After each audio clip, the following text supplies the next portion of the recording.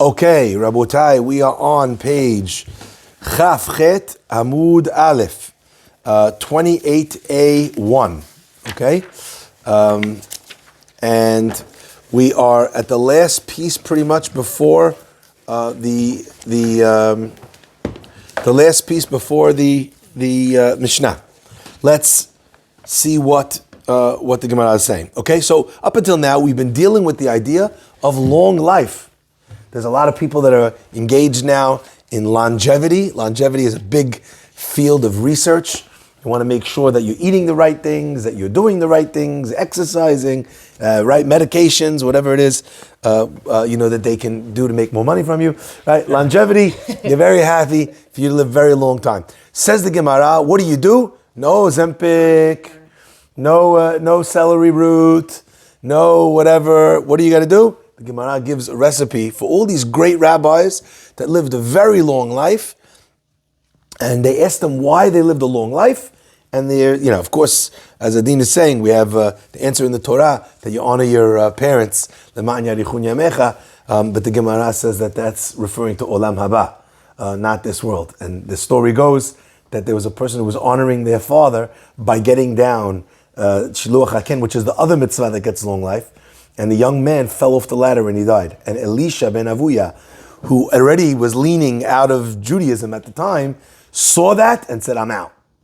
And the answer was that Arichun Yamecha is not necessarily in this world. So how do you have longevity in this world? We had a bunch of different answers. We're 28A if you're following, A1 if you're following in the art scroll. Okay? Says the Gemara.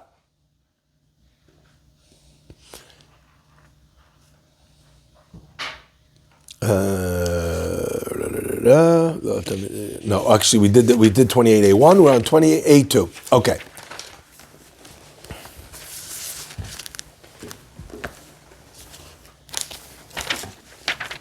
No, we're on 28A3. Okay.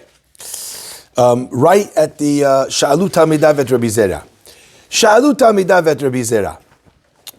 The students of Rabbi Zera asked them the same question. Why and for what did you get to live a very long life? I was never very excessively strict. Lakpid means to be very strict in my house. Now, the translation of that word hakpada in the house doesn't mean I wasn't strict in my house with with how things were, or with religious things. It means that you got very upset, you got very angry in your home. And he's saying here that he did not overly get angry in his house. Of course, that does not mean, as we've seen many, many times in these Gemarot, the Gemara is not telling you something that is obvious that you have to do, because that would not be something that merited you long life, because that's something that everybody does. Okay? So, as an example, in this case, we're referring to a scenario where he must have been doing something that was extra special. So the Gemara is saying he didn't even get angry at home. He didn't get angry at people and scream at people and be very strict with people, rigid out in the world, in the workplace. And you have a lot of people, though, they show a very nice face when they're in the shul with other people. They come home, they let their guard down. They're a disaster. They're yelling at their wife. They're screaming at their kids, right? That's where their true character comes out. Says Rav Zera, even at home, I did not lose my temper. I did not get angry. Now, I want you to pay attention to what he's saying, because this Rav Zera, oh my gosh, he doesn't say, I tried. He doesn't say I stayed away from. He says, Mi yamai lo hikpadati. In my days, I never got angry in my house. That is role model. I mean, it's on such a pedestal. I don't think anyone can imagine. Mi yamai, but watch, every one of the things that he says is the same way. Mi yamai lo hikpadati b'toch beti. Velo tza'adati b'fnei mi shegadol mimeni. When we were walking in the street, I didn't walk ahead in front of someone that was a bigger Talmid Chacham than me, a bigger Sadiq than me. By the way, that's actually a halakha. And whenever something is a halakha, we say that it can't be that that's what the person is saying, because that's an obligation, not a extra credit that you're getting to live a long life for. Can you explain the concept? So as an example, let's say Cham Ovadia Alav Shalom was here, and Cham Ovadia is walking in the street. I'm walking in front of him. We're walking together and I'm walking before him. That's not kavod. Got it. Right? Even to walk alongside, you're still supposed to walk a tiny drop behind to illustrate that reverence, that respect. Okay? So he said, Mi amai, I never walked in front. So what is he saying? That's the halacha. The halacha. So what he's saying is that he was strict about it to the point where it would go beyond the halacha. So in other words, either it means that he was extremely careful with it, or it means, like, let's say he didn't know if the person was bigger than him or smaller than him. I'm walking with Ray. I don't know if I'm a bigger rabbi or he's a bigger rabbi. This is a Ketone Pasim level, right? He has so many different things. He comes out with beautiful answers. Maybe Ray's a bigger rabbi than me. So I don't know. So if I walk in front of him, I can't say the statement, I never walked in front of someone who was bigger than me. That means that Rav Zera had to have done this practice even on people that he wasn't sure about. Always walk behind. He always walked behind anyone that was even like in the same sphere as him. I don't know what the other guy did, because the other guy also is like playing this game. No one ever gets anywhere. Okay, let's carry on. And not only that, I never walked in front of someone that was bigger than me. I did not think of words of Torah when I was walking in the street, and the street or the alleyway was filthy, dirty, smelly. Again, we don't really have this today because we have plumbing, but there are certain areas where you have this. I don't know if you've ever had the privilege or the pleasure of parking in front of the Chinese restaurant in Deal, New Jersey. And you get out of the car ready for a beautiful dinner. That area is a constant cesspool of sewage smell. Why? Because right behind where all the restaurants are over there, there's some sort of sewage line or whatever, and it's a disaster. The place stinks like almost always. So you can't control when it will or when it won't, but there's many times you get out, it's overpowering. So that's, for us, it's like, wow, there's this one place in Deal that we know that it has a problem. But back then, you had this issue everywhere. So any time where someone was a place where someone would have went to go relieve themselves on the side of the road, that place would now begin to smell. So Reb Zera is saying, I never thought of Torah in any place where it was not clean. Now there's a machlok in halacha. Really, a person's not supposed to think about the words of Torah in an area that's not clean. One opinion says that that's a halacha, in which case, what Rav Zera is saying is not that I fulfilled the halacha, but rather that I was very careful with the halacha. Okay? The other opinion is no, it's only asur to talk words of Torah in a place where there's something which is very terrible smell. But to think is mutar, and therefore Rav Zera is saying I didn't even think. Now, that's not so big. Lots of us don't think of words of Torah when we're in a place that smells bad. You know why? Because we don't think of words of Torah unless we're in the shul. But look at the next thing Rav Zera says. But Rav Zera says, not only did I not think of Torah in areas that were not clean, I never walked 4 amot, 8 feet in my life where I did not have either Torah or tefillin in my mind or on my head. Do you imagine? This is a man, you know when they say I don't make a move without consulting? This guy, if he went outside, he could walk 6 steps. And if he didn't have his tefillin, he wouldn't walk more. If he didn't learn Torah. So a guy who's everywhere he goes, he has his tefillin on and he's studying Torah. For him to say that I never thought of Torah in an alley which was unclean, what is he saying? If he can't walk 8 amot without it, he's saying that he avoided those places completely. That means if he had to go to a store and he needed to go a direction and there was an alleyway which was dirty, not just that he wouldn't think of Torah when he was walking through the alleyway, but because he'd be walking 8 amot without Torah.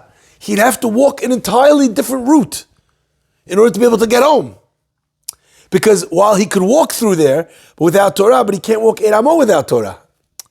So this Rav Zera was someone that was off the charts special. So it sounds like... That's why he lived so long, yes. It sounds like, the concept of walking through somewhere where it's smelly or it's, garbage dirty, you would be distracted by the smell, right? So you would kind of think that, okay, if I'm walking somewhere and there's a fight in front of me, you could easily get distracted by anything. So it's not the distraction. Because It's not the distraction. It's the lack of kavod for Torah in a place which has bad smell. Like, let's say a guy brings his kid to shul and the baby goes in his diaper. If the room in here smells of the diaper, we have to stop praying. Mm-hmm. Not allowed to pray. what about It's a law of the same way Kiddusha of Torah and Tefillah. If you hear him crying, do you have to stop praying No. when you hear him cry? No, see, it's not the distraction of it. It's the lack of kavod, because this is disgusting. It's the smell of feces. Mm-hmm. Let's say, as an example, there was a very strong smell of some other type. It wouldn't matter. Mm-hmm. It's the smell of something which is like the bathroom. That's like not specific to tahor. Yes. Okay. Let's carry on in visiting how special Rav Zera is. Now, from now on, anytime you see Rav Zera in the Gemara, I want you to kind of just do a little stand up in your seat. Just to show kavod for someone that was literally an angel of Hashem. Not only is all that true, lo yashanti bebet hamidrash. I never slept in the bet midrash. Lo shinat keva velo shinat arai. I never slept. Yani went to bed in the study hall. I never even took a nap in the study hall. Now, for us, it's not a big deal. You know why? Because you came to the study hall for a class.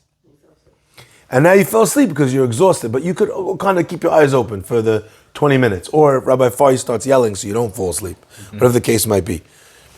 Rav Zera spent all of his day studying. If you're a person who spends a whole day in Bet Midrash, you know that a lot of times you fall asleep on your Gemara. Happens. If you're learning every day, first Seder, second Seder, that means you get there 9 o'clock in the morning, after praying, you get to yeshiva, you're praying from 9 until 1, then you go for lunch, take maybe a short nap or whatever, or you come back in the afternoon from 1 till you take lunch for an hour, you come back, you're learning from then until dinner. And then you eat dinner, and then you go out again to learn night Seder, the Erev, night Seder. You're learning Torah all day long. So if you need a power nap, and you're in the Bet Midrash, what do? Put your head on the Gemara. Rav Zera, out of respect for the Torah, never took a nap, never went to sleep in the Bet Midrash, even though he was there all the time. Now, halacha says you're not allowed to take a nap. You're not allowed to go to sleep in the Bet Midrash. A shinat keva, which means like a full-on sleep. But you are allowed to take a shinat arai, according to many opinions. Okay? So Rav Zera would not do the thing that you're allowed to do. Or, according to the people that hold that the halakha is, you're not allowed to take a nap, then it means that Rav Zera was made sure that he didn't ever happen that he just even did that. Because even that would be too bad for him, and that was the level that he was on. Okay? By the way, where else do we find an example of this in the Torah of someone not sleeping in a yeshiva? Yaakov. Excellent. Yaakov Avinu in the Yeshivat Shem Va'ever. The Pasuk tells us that Yaakov arrives at the place, and it says Vayalen Sham, and he slept over there. He slept over there, says Rashi says the Midrash. There he slept. But for 14 years in the Yeshiva of Shem Va'ever, he didn't sleep. He would put his feet in ice water. Now, it doesn't mean a person can't live 14 years without sleeping at all. But it means that he never went to sleep. So he would try everything he could to not sleep, to study more, to learn, to develop, to grow, to the point where he would put his feet in ice, in freezing cold water to be able to study uninterrupted. However, right, even though that's true, right, you see by Yaakov that this is true, Rav Zera is saying not just 14 years. Never in the Bet Midrash did he ever allow himself to go to sleep. I never was happy in the fact that my friend had a failure. Now, that's interesting because technically, the Pasuk says, "Ben fol oivecha al tismach." You should not rejoice in the fall of your enemy. How much more so the fall of your friend? So Rav Zera is not saying something extra. So what's the extra understanding of Rav Zera. He's saying not when the joy that you're talking about when the fall of an enemy is that you're happy he's hurting, even if you got nothing from it. Just for the pure sake of the fact that your enemy is suffered a loss, okay? Even if you didn't benefit from it. However, what Rav Zera was saying was, even in a scenario where my joy is not coming, hold on 1 second, sorry.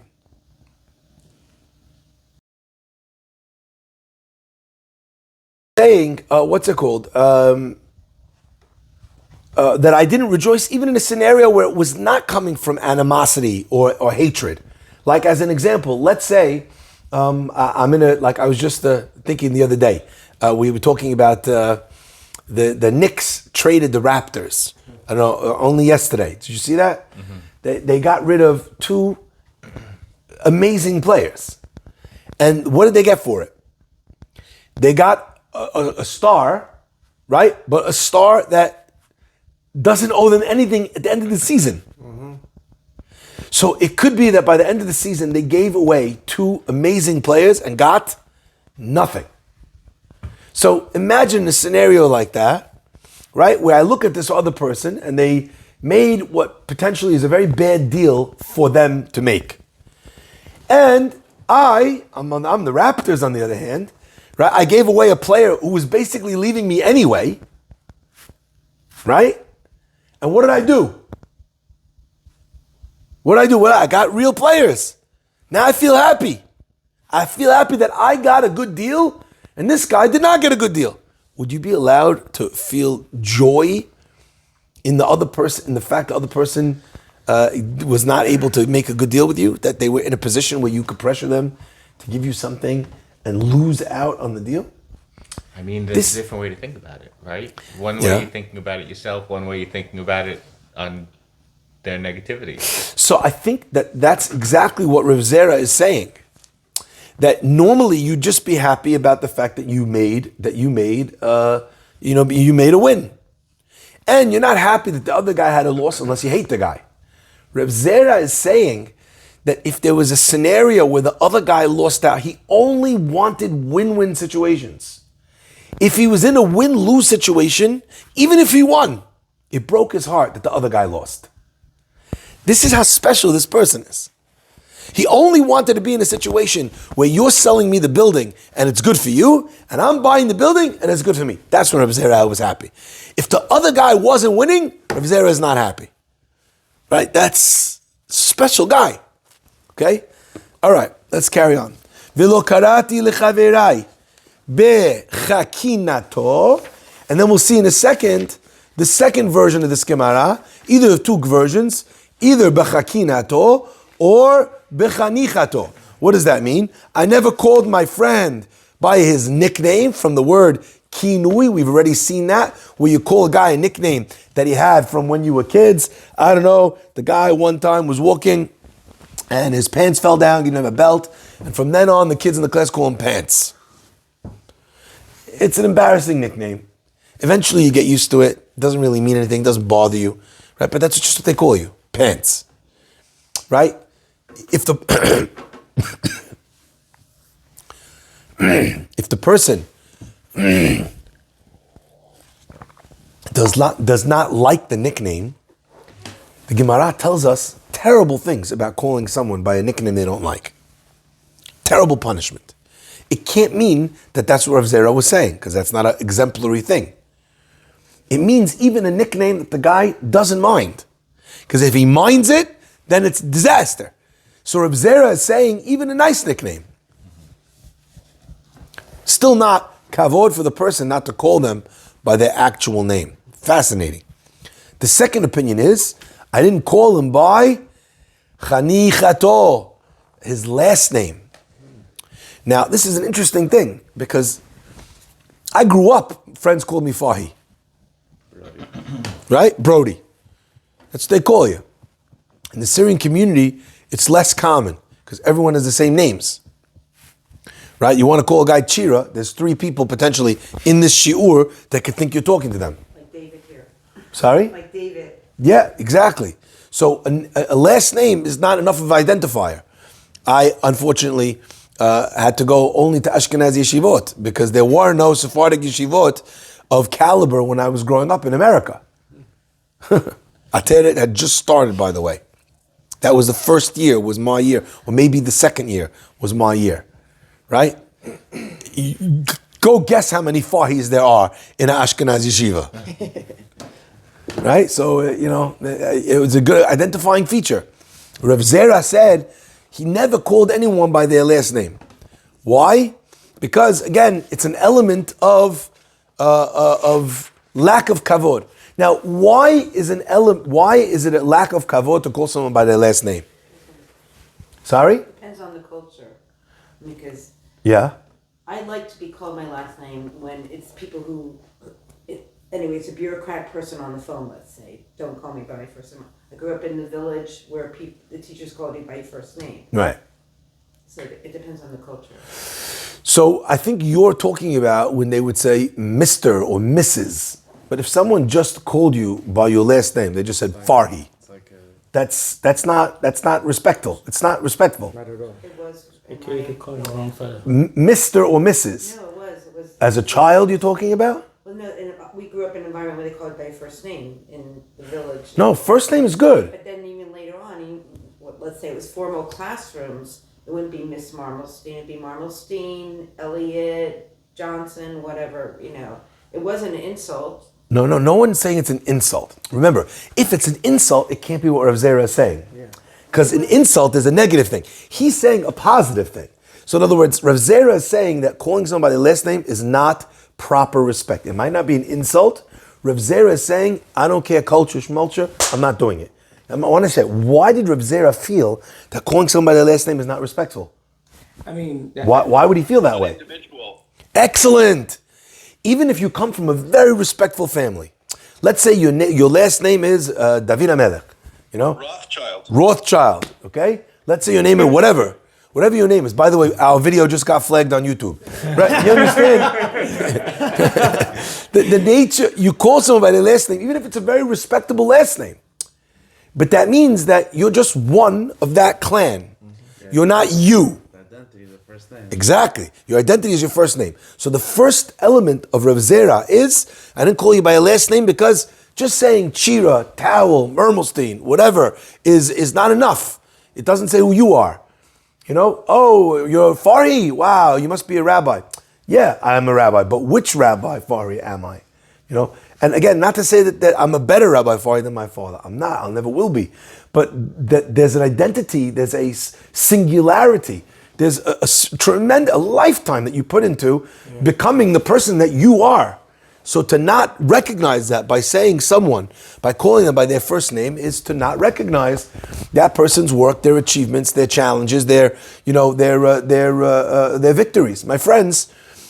And the second part is a second idea, and I want to just share this. Let's say someone is unfortunately unwell. One of the things that we do when someone's unwell, what do? Change his name. That's in an extreme scenario. What do we do before we change their name? We add a name, okay? Why do we add a name? We add a name because that's changing the spiritual source, the energy, the power that the person has. And by adding that name, we're changing their mazal. If it's a very difficult situation, sometimes they'll change the whole name because we feel like it's not enough to add. We need to restart hit the reset button, start again, like Yanni. Okay, you know what makes the name a name? People think, guy go up to the Torah, change the name. No. Let's say we change the name. Everyone calls him the same name. His name has not been changed. People need to call you that name, and then the name is changed. 30 days? Yes. What Rav Zera, when we're talking about calling someone by their name, there's an element, aside from just the respect, is it strengthens that person's life force, their energy. So when you call someone Shlomo,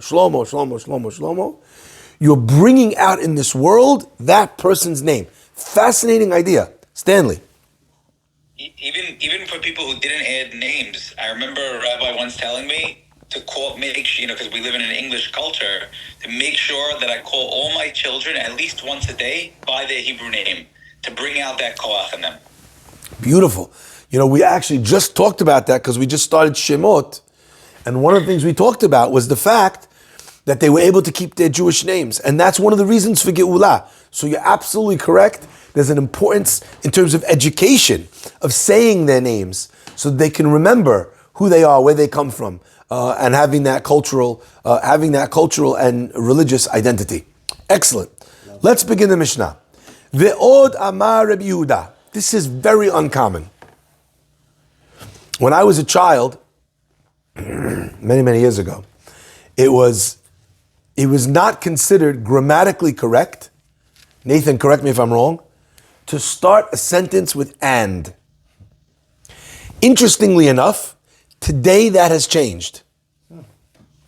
When I grew up, you could never start a sentence with and or but. I remember. Remember that? Yeah. My teachers would correct me, they'll put marks on your paper. Also, however.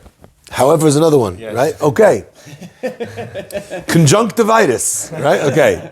However, today that's no longer the case. I think because now and, but, and however identify as other types of words. So they're allowed to go wherever they want. So the point is that you don't usually start a sentence with and. You don't usually start a Mishnah with ve'od. Very, very rare in the Mishnah universe to start a Mishnah with the words and also. Okay, let's continue. Ve'od amar Rabbi Yehuda, says the Mishnah. Also, what did Rabbi Yehuda say? What do we mean also? We're rolling off of the laws of the Mishnah that came before, where we talked about the sale of the Bet Knesset. And there we had the opinion of Rabbi Yehuda, if you remember, which was the third opinion in the Mishnah of the sale of a synagogue, which we said was more strict and more lenient than the other opinions. Remember? What did he say? You sell the synagogue as a chatzer. And then you change the zoning, and then the guy could use it for whatever he wants. But if you didn't sell it as a chatzer, even if you sold it as a community, even if you sold it with everyone in agreement with the committee, still Rabbi Yehuda holds you can't use it for a negative purpose, for those four things that the Chachamim explained in the earlier Mishnah. So he's more strict and less strict than them at the same time, more on one thing and less on the other. So rolling off of the opinion of Rabbi Yehuda that says that the synagogue of the synagogue sale needs to be effected as a two-stage sale, Od Amar Rabbi Yehuda, Bet Knesset shecharav, Bet Knesset that became destroyed. Okay? And maspidim b'tocho. Still, you're not allowed to give a hesped in the Bet Knesset. Now, I don't know if you know this. What's a hesped? Hesped is a eulogy. In a synagogue that's not designated as a funeral home or a funeral parlor or a Bet Levayot, the only person you're allowed to give a hesped to in a synagogue is a rabbi, a Talmid Chacham. And there are recorded examples also of rebbetzins. Because the Gemara says, Eshet chaver ki chaver. The wife of a Talmid Chacham is herself considered to be a Talmid Chacham. Yeah? What do you consider a eulogy? Because like yesterday you said this man, Edmund Safra, No, I'm talking about with a dead body in front of you. Where you're giving an actual, like at a funeral. Got it. Yeah, Okay, like a fine. proper eulogy. You're not allowed to give a eulogy in the Bet Knesset, except for a big Torah scholar, okay? So, says the Mishnah, what happens if a Bet Knesset is destroyed, fallen into disrepair, or it was bombed, whatever the case might be? Still the halacha is, en maspidim b'tocho, only for Talmid Chacham. Ve'en mafshilim b'tocho, chavalim. You can't, what does it mean, mafshifim? You can't turn ropes in it. Says Rashi, take a look. V'hu adin l'chol melachot. It doesn't just mean twisting ropes, closing packages, any type of work. Hu adin l'chol melachot. You see Rashi on the side of the page in the Mishnah? Okay? Right over there, you see the Rashi in a column? והוא הדין סיים ההלכה לכל מלאכות, to any work. אלא לפי שאפשר לחבלים. צריך מקום מרווח, פנוי, בית כנסת גדול וראוי מספיק לכך. When they were wrapping packages and then tying ropes or weaving ropes or any work, any type of work, you're not allowed to do in the Beit Knesset. Why do we specify that kind of work? We specified that kind of work specifically because Beit Knesset has a lot of room. So you want to sew a article of clothing, you could do it in your house, even if you have a small apartment. Easy. How about if you want to put together furniture? You don't have room in a tiny apartment to put together a bunk bed to then sell. So what would people thought of doing? They would go to the biggest space that they could find in the city. Where would they do that? The Beit Knesset. The guy would think, no one's there. It's the middle of the afternoon. I'll go build a bunk bed. I'll carry it out. I'll sell it. Because I need the room. I need the space. The halacha is you can't work in the Beit Knesset.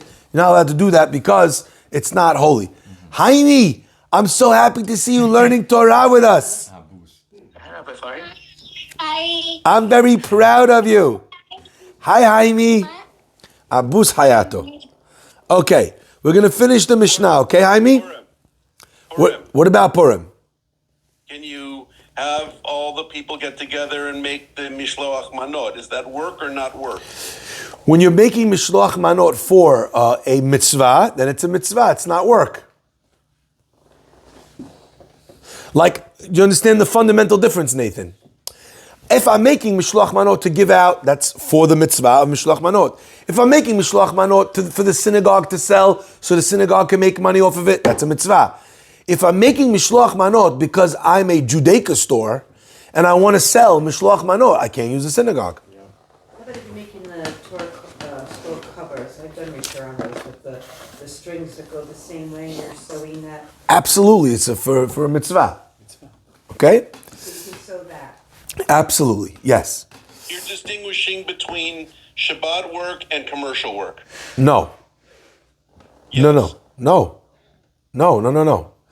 Any time where the work that you're doing is mundane work, it's not about the milacha of it. So as an example, let's say I'm doing any kind of work.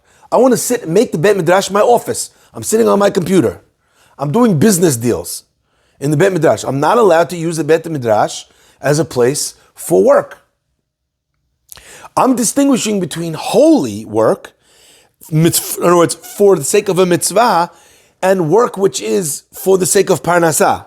That's what I'm distinguishing.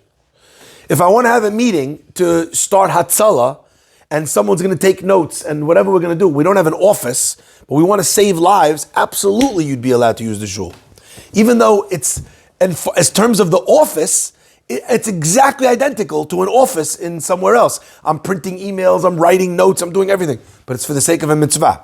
Okay? How about if I'm sewing a button? I'm sorry to get in that, but let's say it's very meditative. I need to sew the button back onto the whatever piece not of a clothing. mitzvah. It's meditative in the sense that I'm maybe I'm thinking about Torah. I'm just thinking, and I'm sewing that button. Could I sew that button? It's hard to answer because you're muddying the waters by saying I'm studying Torah. Well, maybe you're just sort of contemplating. Do you see the differentiation I'm making? Let's say you feel like sewing a button makes me feel calm. No. Let's say you're saying I'm studying Torah or I'm praying. I don't know why you're sewing a button when you're studying Torah or praying. You're thinking like you're thinking, and it's kind of also contemplative. It's meditative. It calms you. Okay. I don't know. I don't know. It depends on what the action is more about. Is it about the Torah study or is it about the sewing the button? Are you studying Torah so that you could sew on a button in the shul, or are you sewing on a button? What is this action? That's what I think would be Maybe it's like you're multitasking. The button came off. You quickly sew it on. You're not in. You're kind of. I don't know. I think that would depend on the person, on how the person relates to that thing. Let's say you're sewing on the button so you could carry on praying. I would understand that maybe is mutar, because it's for the sake of it really would depend on the person's mindset. I would say. But is it that you could sew a button? I don't understand what you added in that question. The button came off, and it's like, okay, I want to quickly sew. So I just said it would depend on how you're relating to sewing on that button. I'm sorry, I just wanted to. No, you don't have to apologize. I don't understand what you were adding in the question. That's what I was asking. So when you're sewing on a button, and you're sewing on a button as a milacha, the halacha would be that you're not allowed to use the bet midrash for your work, right? When I'm sewing on a button because my jacket doesn't close and I need to be able to have my jacket closed for the prayers, then one could understand that that's a function towards prayer. If I'm studying Torah and I'm absent-mindedly sewing something while I'm studying Torah and I want to study Torah in the bet midrash, I would understand that would be mutar. But if I'm studying Torah so that I could, you see? If I'm sitting here doing my work in the shul, and you know what? The way I'm going to kosherize that is by praying simultaneously. You can't make the shul your office and kosher it by praying. It depends on what the person's motivation would be. That's how I would say it, okay? Let's finish the Mishnah. Ve'en shotchin, Sorry, same holds true today. Yes. Ve'en porsin letocho mitzudot. You can't spread nets in it. Again, that would be an example of something that you would need a large amount of space in order to be able to do.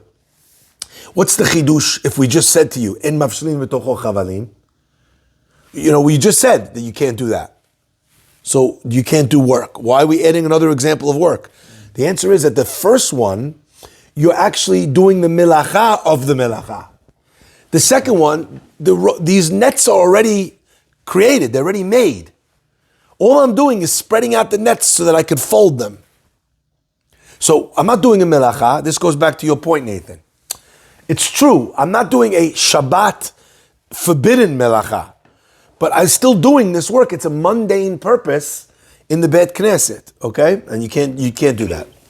Can we take calls in the lobby, or we can only take business calls outside? We're referring to Beit Knesset, we're talking about the sanctuary.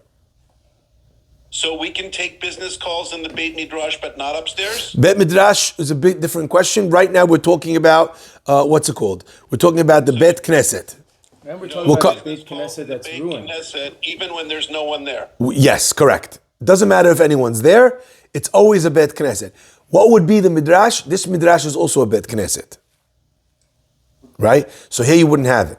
The question that you'd be asking is, what about if we were in a Midrash that was not a Bet Knesset? So sometimes you have a yeshiva where everyone is studying there. It's a study hall. It's not a shul. But there's a Torah, let's say. There might be a Torah, but it's not set up as a shul. It's set up as a learning hall. So there's different set of laws. We'll come to that, okay? Right now we're in a Bet Knesset. Answering an email, if you're the only one there. Doesn't matter. Remember, if you're answering an email which is Torah, mitzvah, whatever related, it's not a Monday. Business email is doing business. Wow. Can I So ask you- upstairs you couldn't answer any. I'm talking about in the synagogue, not in the hallway, right? Not even in a Bet Midrash. Talking about in the synagogue itself.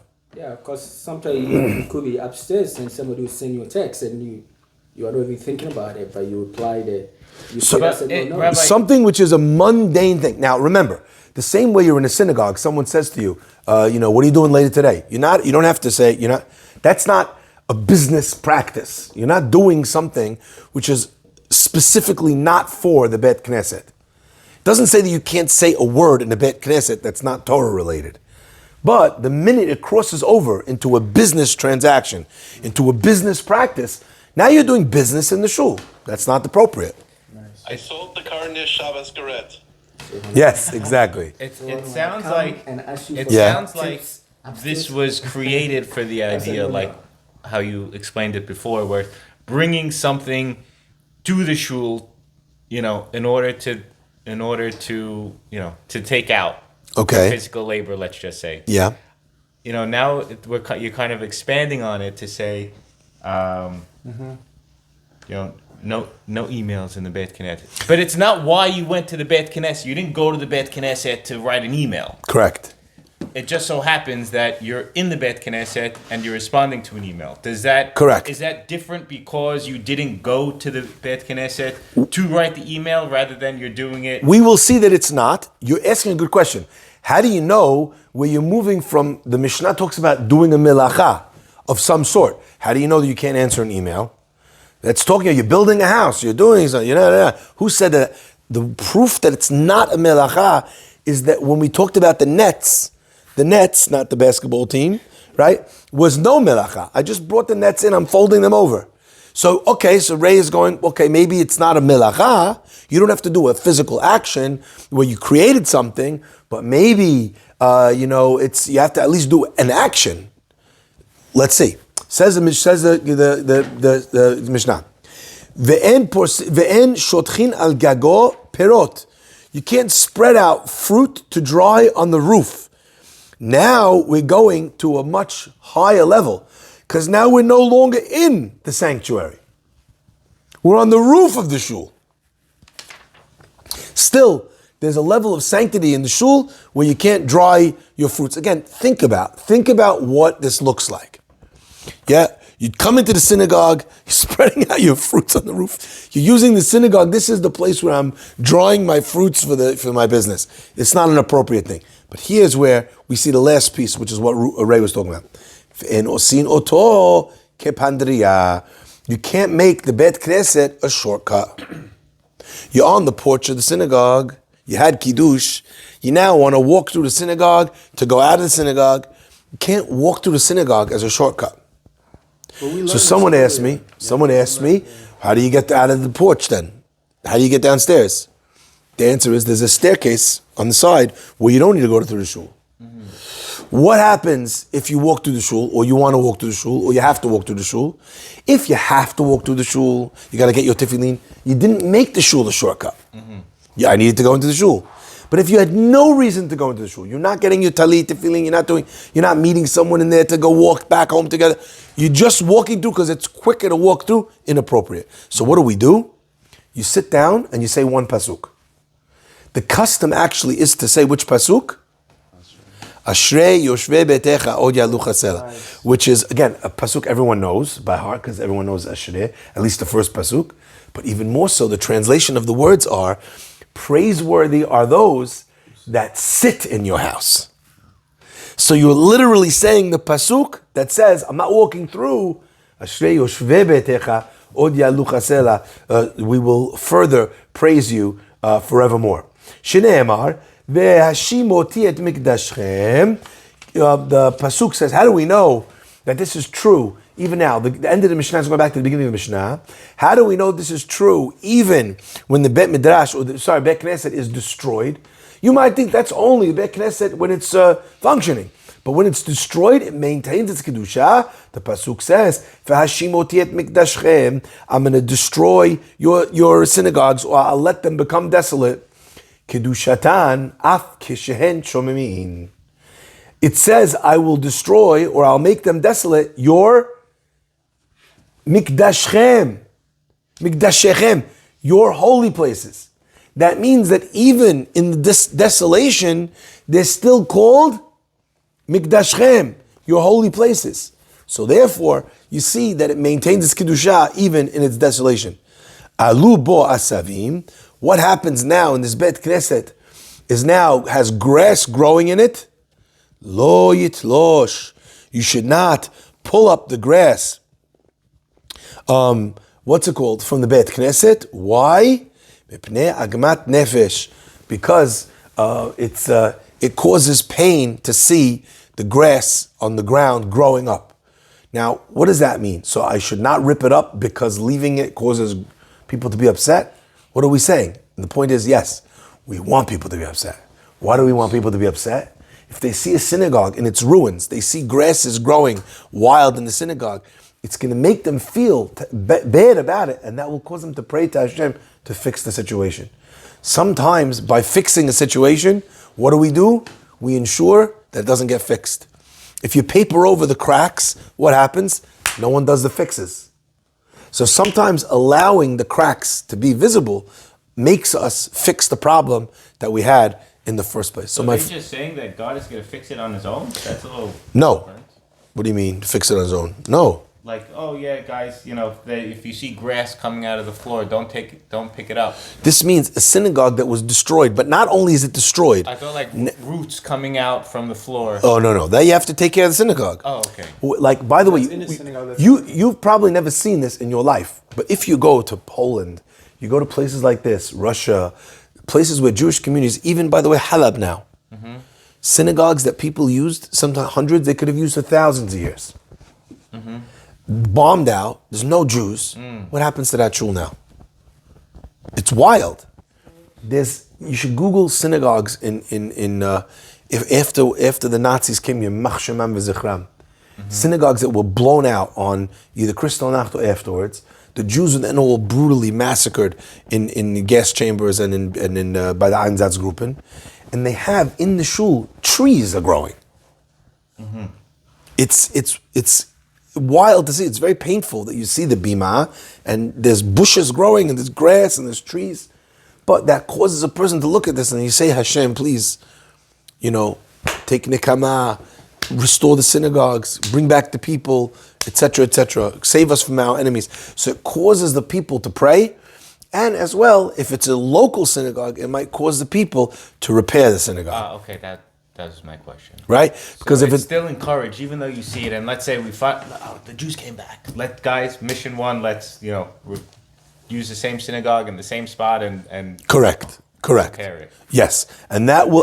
Now, by the way, we have one other example of this idea of leaving something in a situation.